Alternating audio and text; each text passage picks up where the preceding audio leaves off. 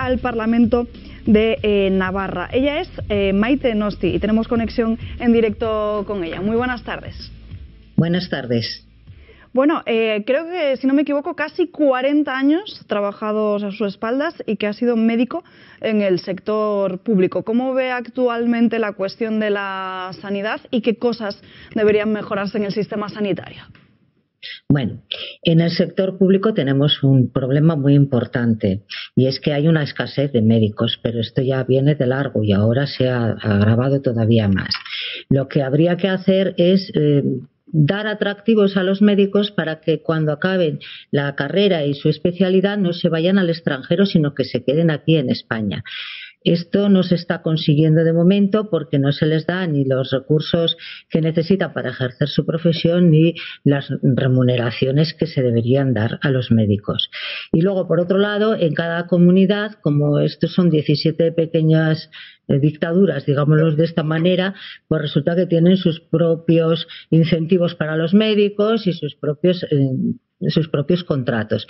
Entonces, ¿qué ocurre? Que es una lucha entre comunidades. Aquí en Navarra, en concreto, se nos iban muchos médicos a las comunidades limítrofes, se iban a Aragón, se iban a La Rioja, al Vascongadas, y es porque las condiciones económicas y la carga de trabajo era menor en estas comunidades.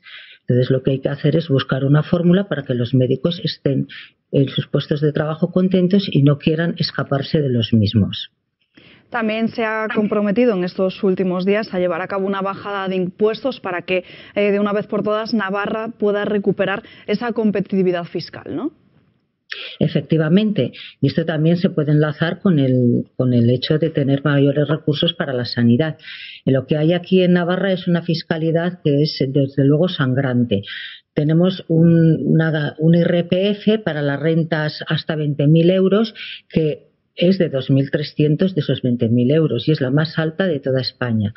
También es la segunda más alta para rentas entre 30.000 y 45.000 euros.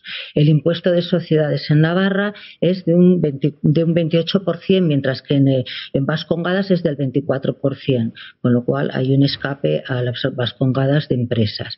Y luego tenemos un impuesto de patrimonio que es excesivo, pero excesivo de una manera escandalosa, es del 45%, cuando en el régimen común de España es de un 20%. Por último, tenemos los impuestos de sucesión y herencia. Esto es un escándalo que se debiera no bajar, sino simplemente directamente eliminar este impuesto de herencias y donaciones. Impuesto para todos los supuestos de parentescos. Esto ya lo propuso Vox en el Congreso para toda España y esperemos que se pueda conseguir. Y este aumento de impuestos no ha repercutido para nada en la mejora para los navarros. Simplemente lo que ha mejorado es el gobierno a sí mismo. Ha aumentado el número de cargos, el número de consejeros, el número de directores generales, el número de cargos por ejemplo, hay 207 jefes que no tienen nadie a su cargo, o sea que son unas excusas para aumentar sueldos. Todo esto ha repercutido solamente para crear un clientelismo y a los navarros no les ha repercutido para beneficiarse para nada. Entonces hay que quitar esta subida de impuestos tan escandalosa que tenemos. Otra de sus propuestas es el cierre de un centro de menas que parece que tiene a los vecinos atemorizados, ¿no? Efectivamente. Para empezar, no sabemos, o yo no sé muy ciertamente, y en vos tampoco, porque tenemos que tener menas. Cuando son menores, los menores tienen que estar siempre con sus padres.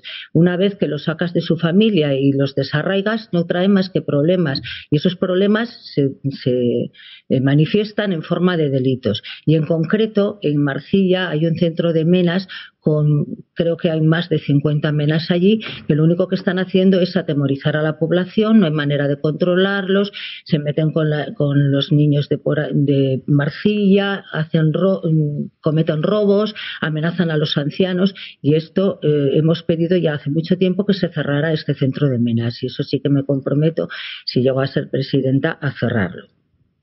Y si llega al gobierno, ¿qué van a hacer con la imposición del vasco o con la expulsión, por ejemplo, de la Guardia Civil en Navarra?